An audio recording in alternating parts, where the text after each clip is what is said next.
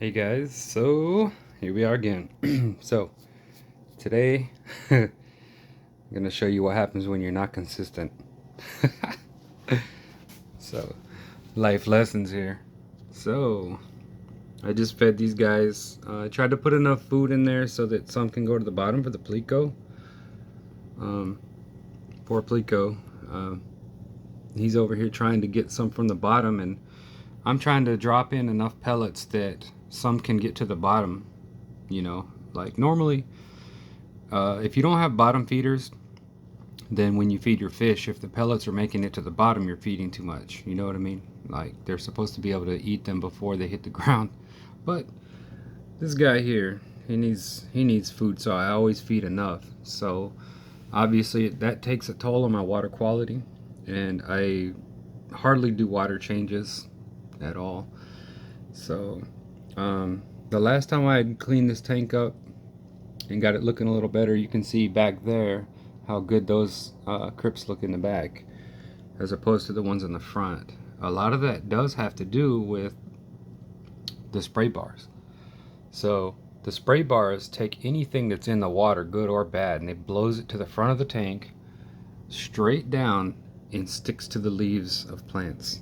So you can see like this flamingo here, it looks great on some of the leaves, but then you can see some of the other leaves don't look great. And a lot of that has to do with also consistency and cleanliness. Like I don't really keep up on the water changes and stuff like I should. You can tell like by the BBA got everywhere. I really don't much care about that too much, and sometimes I will skip the dosing for a day. You're supposed to dose every other day, but I was dosing pretty much every day. But sometimes I skip a day. So, and whenever I skip a day, sometimes I skip a day feeding these guys too. And if I do, they eradicate the snails. But anyways, so you can see the walls with the BBA and the spray bar. But I mean, that doesn't really bother me. I'm just kind of keeping the tank going and keeping it kind of balanced. But yeah, I can tell you right now the nitrates and stuff are going to be real high in it. This tank here, this is also kind of off and on. Sometimes same thing. If I dose one, I dose both. If I feed one, I feed both.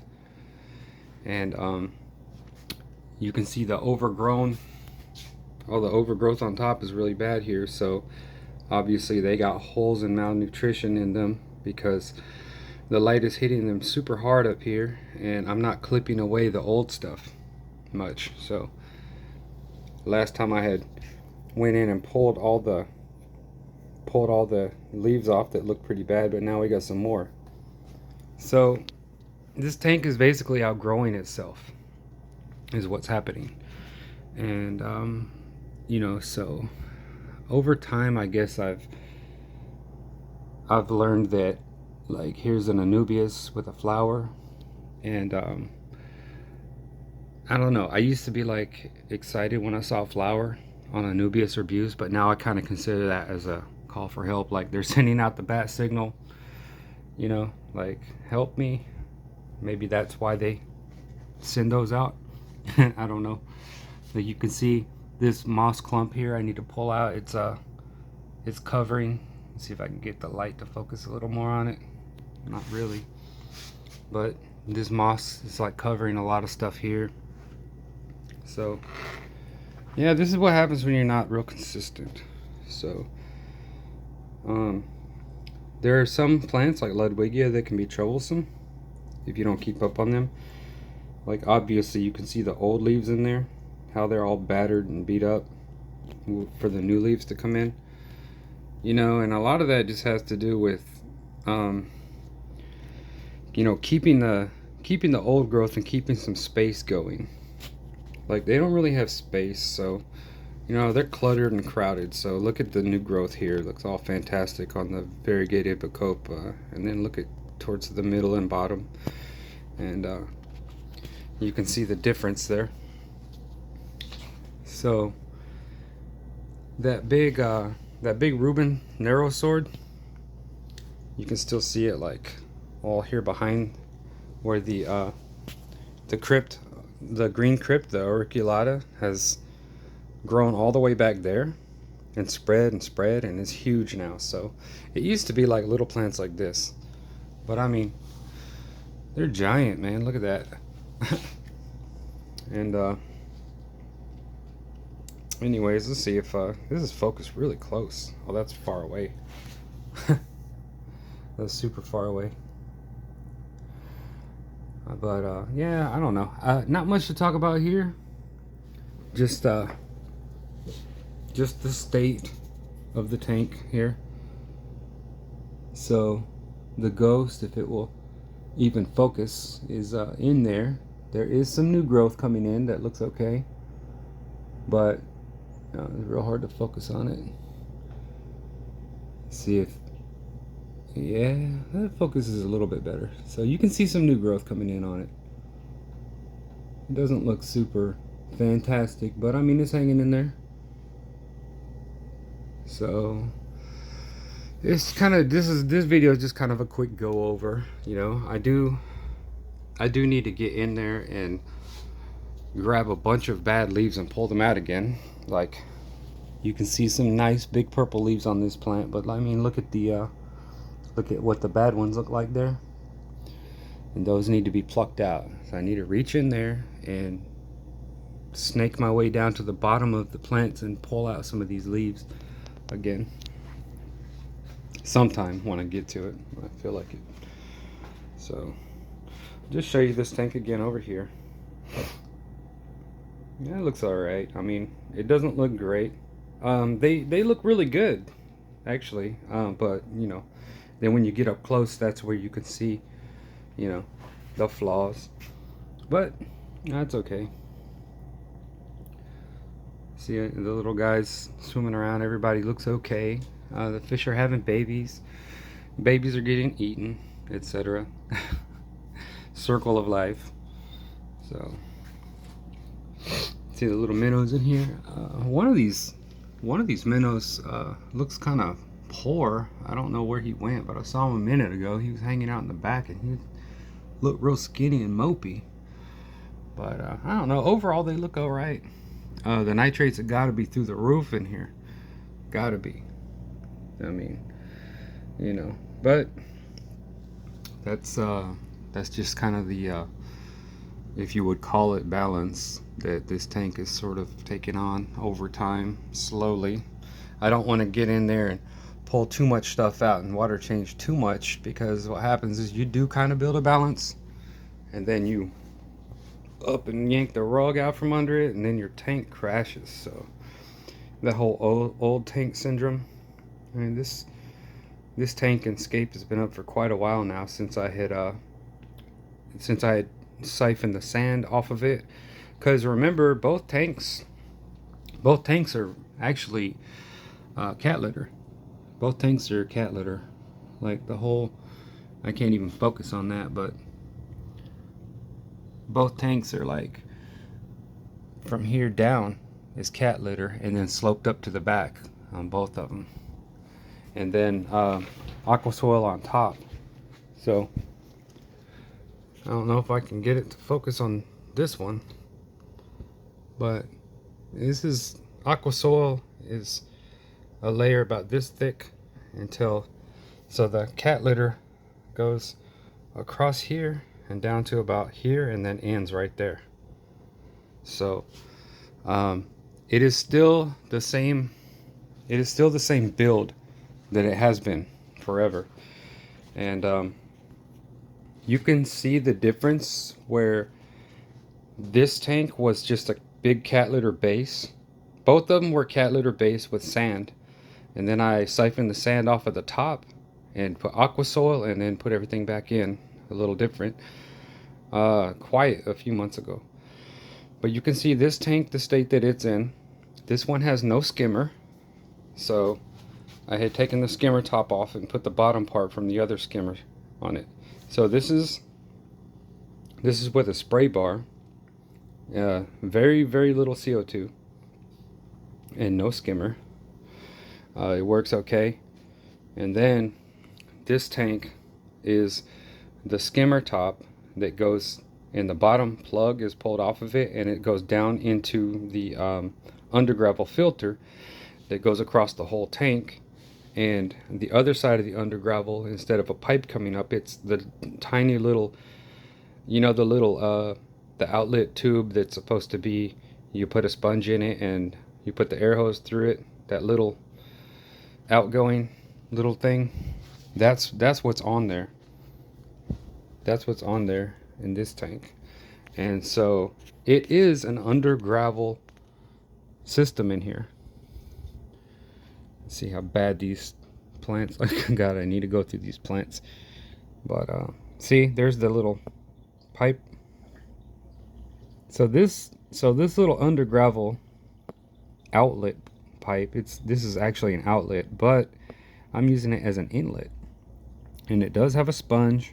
Look at all this crap in here. See, this is what goes on in the background of your tanks if you don't watch it. Look at that. That's some old stems. I just float them to the top. They probably grow back, but super crowded. Really bad for your tank life. Old piece of moss that's obliterated.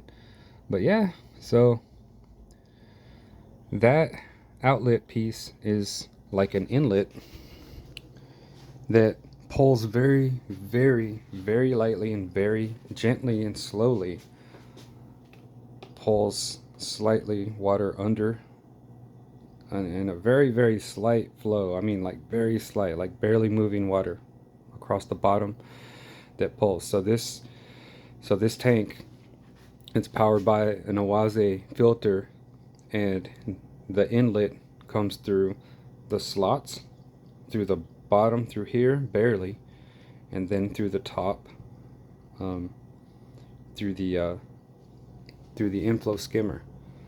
So it is an undergravel, kind of, but more of a plenum.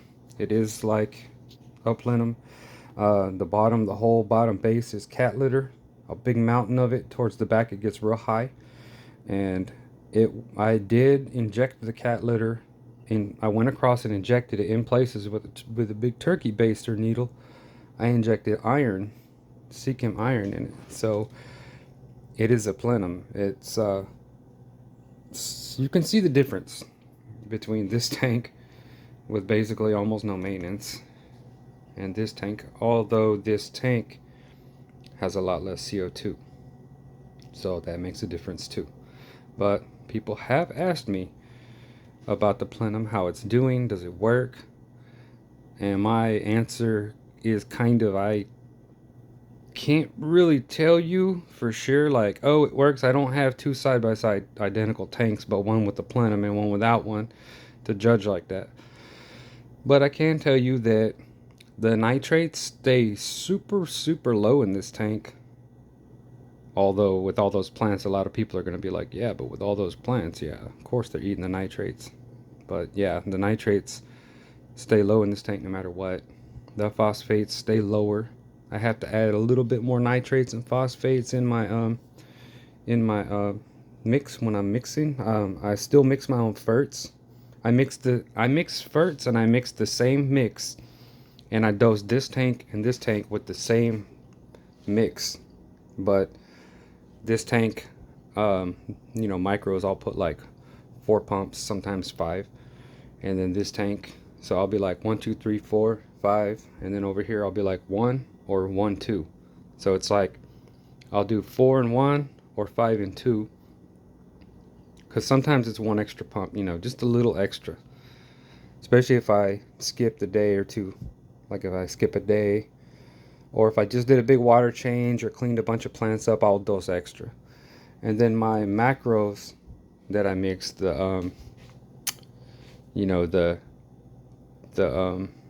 nitrate, the phosphate, all that stuff, that mix, I'll do like 15 milligram in here, and then just like, let's see, I'll fill it up to 15 or 20 here, dump it in there, and then I'll fill up like just a little across the bottom and dump in this one. So this tank gets like a fraction of what this tank does. But I mean, it doesn't need all that, you know. It's a lot more natural setup in here. But it's doing all right. But I guess I can say the plenum thing does work. Um, you know, I can't give you any science behind it, and I'm not gonna break out kits and start doing a bunch of readings on it. I really don't like. I don't know. I'm just maintaining it. Like I'm trying to maintain these two tanks off of themselves without having to throw money, put money, and add stuff and do things to them. Like, you know, back when I was doing mega massive water changes every like 2 days, and I was always like putting another plant in here, another one in there, and I was trying this and that. Then I would buy a part, then I'd buy something like, you know, I'm not trying to do all that. Like I'm done hot rodding stuff. Like I've got it where it needs to be, and right now I just need to pull everything and do a restart again. But like I said before, been waiting on a house, and so until I really move, like I'm not. If I yank everything up and do all this stuff the whole time while the tank is trying to balance itself, I'm gonna have to yank all of it up again and move it. Like, you know what I mean? And I'll tell you, aquarium fish and plants, believe it or not, especially plants. Actually, fish are resilient, but plants especially. If you have aquarium plants and you're like, oh, these plants are doing great, oh, this looks great, well, they're just like kids, okay? If you yank up your kids and you move and they go to another school once, that's fine. You know, they can get acclimated. But if you move and move and move and move, your kids get really screwed up because you keep changing the schools and changing the schools. It's like jet lag, okay? But it's like with a school or an area or with friends. Same thing. A tank like this maybe would be harder to rebalance if you moved and moved. A tank like this would be easier to balance. Well, for me, this tank would be easier to balance because this is what I'm more geared towards. This is my stuff here. This is my thing. And this tank here is more like when I started out, this was my thing and that was harder. But that is what I know best how to do. And this is what I know high tech a lot better. High tech and colors is my thing now, and this is harder for me to balance. But for most people, maybe this would be easier to balance, and maybe other people would crash this and have success with this, moving it over and over. Me, I will crash this hard and struggle with it. And this, I will start over and everything would be fine. But I will have problems. I will have algae. I will have plants decaying and dying. I will have a lot of stunting. So, yeah. So I'm not. Anyone who watches these videos over and over is probably tired of hearing about I need to do something here, but I'm not gonna do it yet, or I'm waiting, or I whatever. Like, but I mean that's life. That's how it is, right? You know, it's just like saying you've been meaning to redo that transmission, or you've been meaning to do something with the car, or with whatever. You've been meaning to fix something in the house. Haven't done it yet. This is the same thing. Anyways, that is what's going on with these two tanks. That's still what's going on with them. Not much has changed, but this is just an update of how they're going, how they look.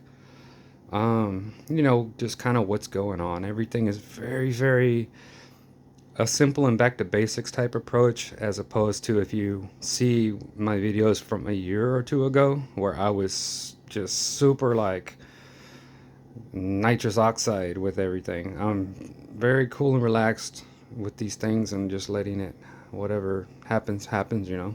And you see how it works. But this is what happens when you're not consistent. This is how it goes. And it can be recovered slowly with consistency. So anyways, thank you.